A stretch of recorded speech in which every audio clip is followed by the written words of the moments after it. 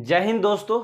आइए दोस्तों स्टार्ट करते हैं नेक्स्ट वीडियो। दोस्तों जो ये वीडियो है ये 11वीं क्लास की जो सी व्यष्टि अर्थशास्त्र है। दोस्तों एक्चुअली क्या है, जो व्यष्टि अर्थशास्त्र ना वो पहले 12वीं में थी।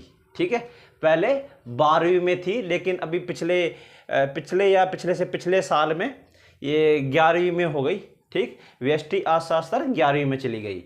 और जो 11वीं की जो एक बुक थी, जिसे थ्योरी वाली बुक थी एक, ठीक है, भारतीय अर्थव्यवस्था, वो अब चलेगी 12वीं में। तो ये चेंज हो गया। ठीक है दोस्तों। अब क्या है दोस्तों, अब ये जो वीडियो है दोस्तों, ये व्यष्टि अर्थशास्त्र का जो तीसरा चैप्टर है दोस्तों। ठीक है, तीसरा चैप्टर है जो दोस्तों, इस चैप्टर की उपभोक्ता संतुलन और उपयोगिता विश्लेषण, इस चैप्टर की 3 वीडियो ऑलरेडी मैंने अपलोड कर दी है दोस्तों। अब ये चौथी वीडियो है दोस्तों। ठीक है, चौथी वीडियो है जिसका नाम है PART पार्ट 4 L3। ठीक है, मतलब इस चैप्टर का ये पार्ट 4 है। और जो सी ये बुक, कौन सी बुक से करवा रहा हूँ दोस्तों, ये TR जैन। ठीक है दोस्तों, TR जैन की बुक है ये। और ये बच्चे बैठे हैं, इनको भी पता है TR जैन की से ही करवा रहा हूँ मैं, क्योंकि इन सभी के पास TR जैन है। और ये पार्ट 4 है दोस्तों, मतलब पार्ट 4 है ये, और लेसन 3। ठीक है दोस्तों। अब इसके अंदर क्या है दोस्तों, इसके अंदर ना कुछ मान्यताएं थी, कुछ मान्यताएं और कुछ एजम्पशंस, जिसे इंग्लिश में कहते हैं एजम्पशंस। अभी क्या है, देखिए दोस्तों, दोनों एक वस्तु की स्थिति में उपभोक्ता संतुलन हो या 2 वस्तु की स्थिति में उपभोक्ता संतुलन हो, ठीक है, ये मान्यताएं लागू होती ही है। सबसे पहले ये मान्यताएं होनी चाहिए, मतलब ये क्वालिटी, ये फंक्शन उसके अंदर अप्लाई होनी चाहिए। ठीक है, ये कुछ लाइनें हैं, कुछ यहां पर बातें बताई गई है, और ये बातें जो है ये उस टॉपिक के अंदर अप्लाई हो जानी चाहिए, होनी ही चाहिए ये बातें। ठीक है, एक वस्तु की स्थिति में या 2 वस्तु की स्थिति में। ठीक है ना। अब कौन सी बातें हैं मैं आपको एक एक करके बताता हूं। सबसे पहले है उपभोग का समय एक होना चाहिए। उपभोग का क्या मतलब होता है दोस्तों, उपभोग का मतलब होता है कंजप्शन, कंज्यूम करना, किसी चीज को यूज करना। ठीक है, फॉर एग्जांपल आप समोसा खा रहे हो। ठीक है, मैं समोसे का एग्जांपल लेता हूं। अब समोसा आप खा रहे हो ना, तो उसका समय एक होना चाहिए, लिखा है ना, समय एक होना चाहिए। मतलब ये नहीं है कि आपने 2 समोसे, अब मतलब आपको भूख लग रही है तो आपको समोसे के सिवा और कुछ दिखाई नहीं खाने के। अब ये नहीं है कि आपको भूख लग रही है तो आपने एक समोसा अब खाया, एक समोसा 2 घंटे के बाद खाया, एक समोसा शाम को खाया, एक समोसा रात को खाया। ऐसा नहीं है दोस्तों। मतलब आप अपनी भूख को शांत करने के लिए लगातार जितने समोसे खा सकते हो आप उतने खाओ, जब तक खाओ जब तक कि आप संतुष्ट ना हो जाओ, जब तक कि आपका पेट ना भर जाए। ठीक है, मतलब एक ही समय पर चीजों का यूज करना चाहिए, अलग अलग समय पर चीजों का यूज नहीं करना चाहिए, चाहे वो कुछ भी हो। समोसे के नहीं, कुछ और भी कोई सेवा हो। जब मान कर चलो मैं बच्चों को ये पढ़ा रहा हूं, बच्चे बैठे हैं, इनको मैं पढ़ा रहा हूं, तो इनको मैं लगातार 1 घंटे तक ही तो पढ़ाऊंगा। ये थोड़ी है कि 5 मिनट आज पढ़ा दिए, 5 मिनट कल पढ़ा दिए, 5 मिनट फिर 3 दिन बाद पढ़ा दिए, ऐसा थोड़ी है। मतलब 1 घंटा पढ़ाना है इनको, 1-1.5 घंटा 2 घंटा, तो इनको एक ही बार ही पढ़ाऊंगा ना। ये थोड़ी कि इस समय को भी मैं तोड़ के पढ़ाऊंगा, समझ रहे हो। एक ही मतलब लगातार होनी चाहिए चीजें। अगर कुछ खा रहे हो, आप खाना खा रहे हो, तो खाना भी आप लगातार ही खाओगे। ये नहीं है कि अभी खा लिया फिर 2-3 घंटे बाद दोबारा खाएंगे, ऐसा नहीं है। समझ रहे हो बात को। अगला है, उपयोगिता को गणनावाचक संख्या के रूप में मापा जा सकता है। ठीक है दोस्तों, वैसे तो उपयोगिता को 2 रूप में मापा जाता है। वो मेरी फर्स्ट वीडियो में मैंने अच्छे से आपको बताया है दोस्तों, अगर नहीं देखिए तो आप देखना दोस्तों। ठीक है, 2 कौन सी है, पहला है गणनावाचक, दूसरा है क्रमवाचक। ठीक है, गणनावाचक के अंदर क्या होता है दोस्तों, कि जो उपयोगिता होती है, ठीक है, जो संतुष्टि मान लो, चलो आप संतुष्टि ही मान लो, जो उपयोगिता है उसको आप काउंटिंग में, नंबर में माप सकते हो। 1 2 3 4 ऐसे नंबर में माप सकते हो उपयोगिता को। और ये तो था गणनावाचक। ठीक है दोस्तों। और क्रमवाचक यदि आपको जानना है दोस्तों, तो आप मेरी इस पार्ट का इस चैप्टर का जो फर्स्ट वीडियो है दोस्तों, मैंने लिखा भी है, वहां पर पार्ट 1 तो नहीं लिखा, लेकिन लेसन 3 लिखा है मैंने वहां, ठीक है। आप वो वीडियो जाके देखो दोस्तों, डिस्क्रिप्शन में लिंक डाल दूंगा, आप देख लेना। तीसरा है दोस्तों, हासमान सीमांत उपयोगिता का नियम लागू होना चाहिए। कब होना चाहिए दोस्तों? जब एक वस्तु की स्थिति में, ठीक है, मान के चलो आप एक वस्तु संतुलन के बारे में उसकी मान्यताएं लिख रहे हो, तो आप ये वाला बताओगे, हासमान सीमांत उपयोगिता का नियम लागू होता है एक वस्तु की स्थिति में, ठीक है। अब हासमान सीमांत उपयोगिता का नियम क्या है दोस्तों? मैंने अपनी दूसरे जो पार्ट जो 2 है उस वीडियो में अच्छे से समझा रखा है कि हासमान का नियम क्या होता है दोस्तों। नहीं पता है फिर मैं एक बार थोड़ा बहुत एक्सप्लेन कर देता हूं कि जैसे जैसे आप किसी वस्तु का यूज करते हो तो प्रत्येक अगली इकाई होती है वो घटती जाती है। जैसे आपने मान चलो अभी भूख शांत है, ठीक है, आपने मान लो आपको प्यास लग रही है, ऐसे मान लो आपको प्यास लग रही है, तो आपने 1 गिलास पानी पिया तो आपकी प्यास थोड़ी सी शांत हो गई। आपने दूसरा गिलास पानी पिया, आपकी प्यास खत्म हो गई, अब बुझ गई प्यास आपकी। तीसरा गिलास तो पी ही नहीं सकते, ऐसे बात। पहला पिया भाई बिल्कुल अच्छा, बिल्कुल आनंद सा आ गया, दूसरा पिया वो जो आनंद था वो कम हो गया, तीसरा पिया वो आनंद ही खत्म हो गया, ठीक है ना। तो मतलब किसी वस्तु का यूज कर रहे हो तो दूसरे वस्तु की जो इकाई होती है वो धीरे धीरे घटती जाती है, या उसी वस्तु की जो इकाई होती है वो धीरे धीरे घटती जाती है दोस्तों, ठीक है ना। जैसे एक समोसा खा लिया, 2 खा लिया, 3 खा लिया, उसके बाद थोड़ी खा पाओगे यार, उसके बाद पेट दुखता है, दर्द हो जाता है, ठीक है। लास्ट वीडियो में अच्छे से समझा रखा है दोस्तों, वहां देखना आप। यहां तो ये मान्यताएं हैं और थोड़ा बहुत आपको समझा रहा हूं इसके अंदर। अगला है सम सीमांत उपयोगिता का नियम दोस्तों। ये कब लागू होता है दोस्तों? ये लागू यहां होता है दोस्तों, यहां देखिए, ये एक वस्तु की स्थिति, ये 2 वस्तु की स्थिति, ठीक है। यहां लिखा है दोस्तों, अगर 2 वस्तु की अगर बात होती है ना तो वहां पर एक नियम लागू होता है जिसका नाम है सम सीमांत उपयोगिता का नियम। ये कब होता है? 2 वस्तु की स्थिति में, जब 2 वस्तु की स्थिति में उपभोक्ता संतुलन होता है दोस्तों, ठीक है। अब क्या होता है सम सीमांत उपयोगिता का नियम? वो तो हालांकि मैंने लास्ट वीडियो में समझा रखा है, फिर भी आपको थोड़ा बहुत समझा देता हूं। जैसे मान के चलो 2 वस्तुएं हैं, एक ब्रेड है, एक समोसा है, दोनों के ऊपर आपने 1 रुपए ही खर्च किया। कितना? 1 रुपए। अब 1 रुपए ही खर्च क्यों किया? 2 रुपए, 10 रुपए, 20 रुपए खर्च क्यों नहीं किए?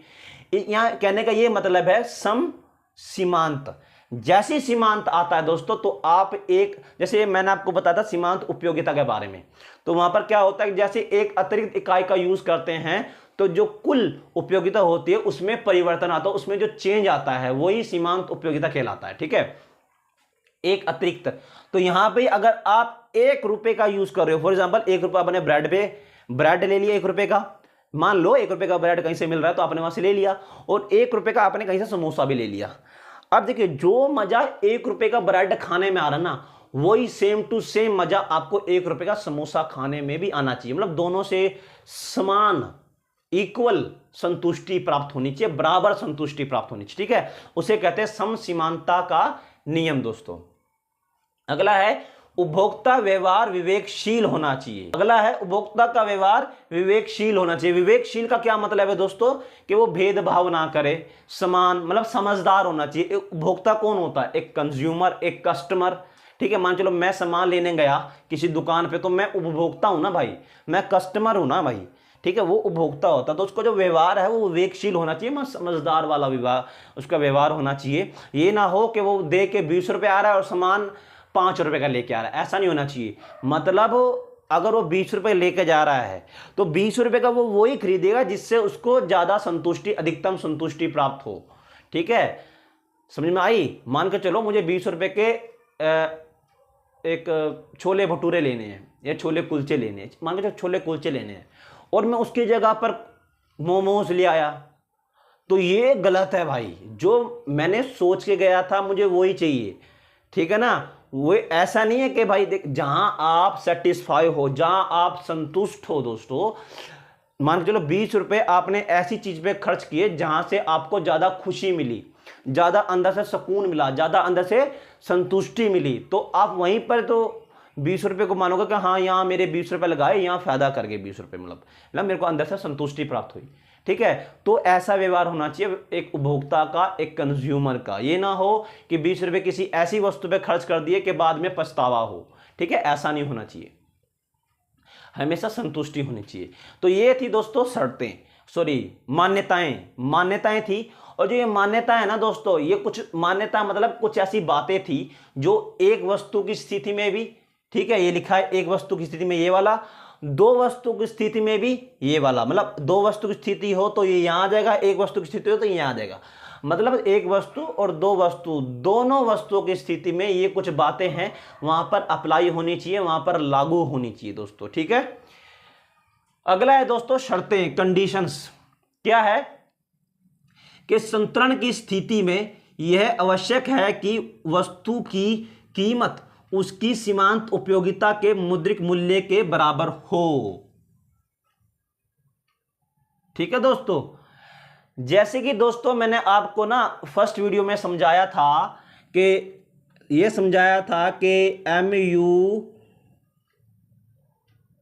MU(x upon PX is equal to MU(m) constant, ठीक है दोस्तों, ठीक है दोस्तों। दोस्तों मैंने जैसे कि आपको फर्स्ट पार्ट में समझाया था, ये समझाया था कि भाई जो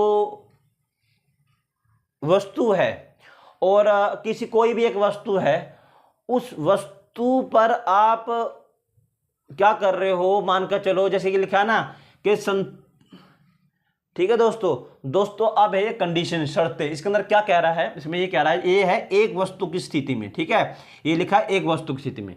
ये कह रहा है कि संतुलन की स्थिति में यह आवश्यक है कि वस्तु की कीमत उसकी सीमांत उपयोगिता के मौद्रिक मूल्य के बराबर हो, ठीक है। वस्तु की कीमत जो है ना, मतलब किसी भी वस्तु की जो प्राइस है उसके वस्तु के बराबर हो, किसी वस्तु के बराबर हो, और जो उससे मुद्रा की सीमांत उपयोगिता प्राप्त हो रही है, मुद्रा की, वो भी बराबर हो।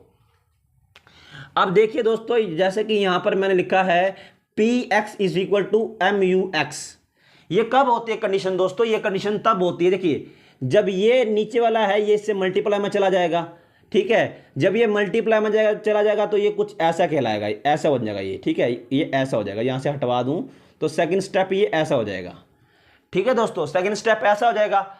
फिर जब ये कांस्टेंट है दोस्तों, कांस्टेंट क्या है, मुद्रा की सीमांत उपयोगिता, ठीक है दोस्तों, मुद्रा की सीमांत उपयोगिता ये फिक्स है। मुद्रा की सीमांत उपयोगिता मतलब 1 रुपए की यहां बात हो रही है।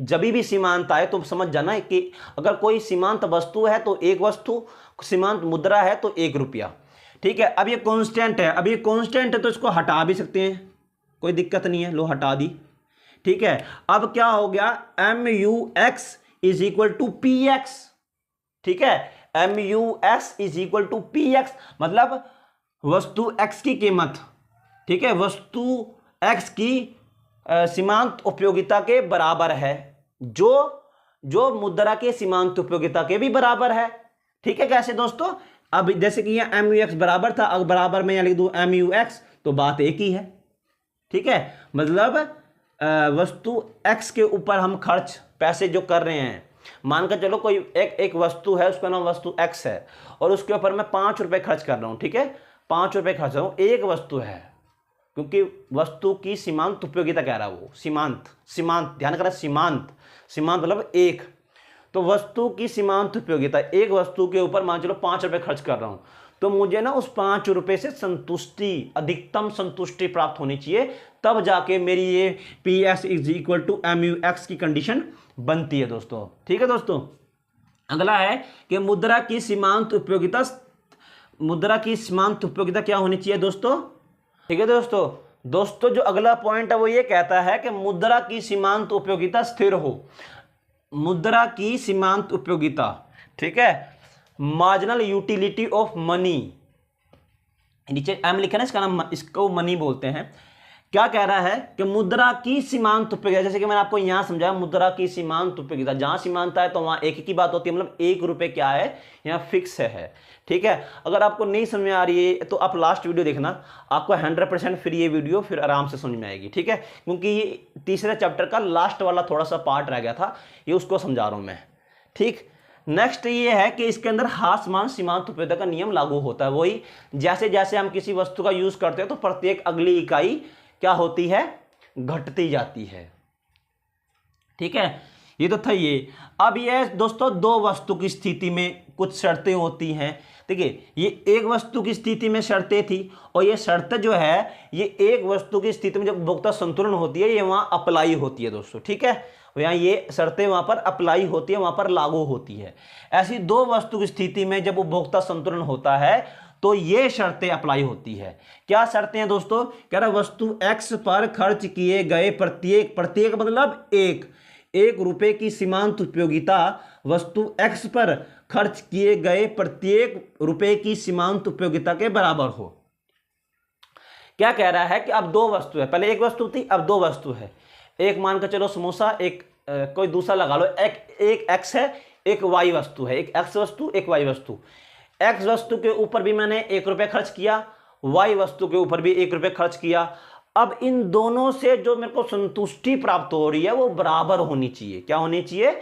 बराबर, बिल्कुल एक नंबर की संतुष्टि प्राप्त होनी चाहिए। चाहे वो 1 संतुष्टि हो, चाहे वो 2 संतुष्टि हो, चाहे वो 4, 12, 13, 25 संतुष्टि, 2 इससे 25 तो इससे भी 25, इससे 5 तो इससे भी 5, इससे 10 तो इससे भी 10, मतलब बराबर संतुष्टि प्राप्त होनी चाहिए। मैंने कहा ना आपको कि संतुष्टि को हम गणनावाचक रूप में माप सकते हैं, मतलब उपयोगिता मतलब संतुष्टि, उसको हम गणनावाचक 1, 2, 3 काउंटिंग में माप सकते हैं। ठीक है, तो दोनों वस्तुओं पे अगर मैं 1 रुपये खर्च कर रहा हूं तो दोनों से समान संतुष्टि मिलनी चाहिए मुझको। तीसरा, मुद्रा की सीमांत उपयोगिता स्थिर रहती है। क्या रहती है दोस्तों? स्थिर। मुद्रा की सीमांत उपयोगिता स्थिर रहनी चाहिए। जैसे कि मैंने आपको समझाया कि अगर इसके बराबर मुद्रा की सीमांत उपयोगिता मतलब 1 रुपये, ठीक है, तो यहां पर क्या हो जाएगा, जैसे इसके बराबर में MUM हो जाएगा ना, तो इसके बराबर में भी यहां पर MUM हो जाता है। मतलब ये तीनों एक बराबर होने चाहिए और ये दोनों एक बराबर होने चाहिए, कहने का ये मतलब है। ठीक है दोस्तों, तो इसीलिए मैंने इस पॉइंट को अलग में दिखाया, मतलब बराबर होना चाहिए। MUM मुद्रा की सीमांत उपयोगिता बराबर होनी चाहिए। लास्ट में देखिए, इसके अंदर सीमांत उपयोगिता का हासमान सीमांत उपयोगिता नियम लागू होता है। इसके अंदर सम सीमांत उपयोगिता का नियम लागू होता है दोस्तों। ठीक है, जैसे कि इसके ऊपर क्या लिखा है, सम सीमांत उपयोगिता का नियम। तो सम सीमांत उपयोगिता का नियम क्या होता है? दो वस्तु हैं, उसके ऊपर 1-1 रुपये खर्च कर रहा हूं और 1-1 रुपये खर्च करने से जो संतुष्टि मिल रही है, जो सुकून मिल रहा है मेरे को, जो मजा आ रहा है, ठीक है, जो उपयोगिता प्राप्त हो रही है वो बराबर, या कहूं तो अधिकतम संतुष्टि जो मिल रही है वो बराबर ही प्राप्त होनी चाहिए दोस्तों। ठीक है, तो ये थी ये थी शर्तें और ये थी मान्यताएं। ठीक है दोस्तों, अगर आपसे पूछा जाता है कि कोई क्वेश्चन आ जाता है कि उपभोक्ता संतुलन की शर्तें और मान्यताएं बताए, तो फिर आप ये लिख सकते हैं दोस्तों। ठीक है, और मिलते हैं दोस्तों नेक्स्ट वीडियो में नेक्स्ट टॉपिक के साथ। जय हिंद दोस्तों।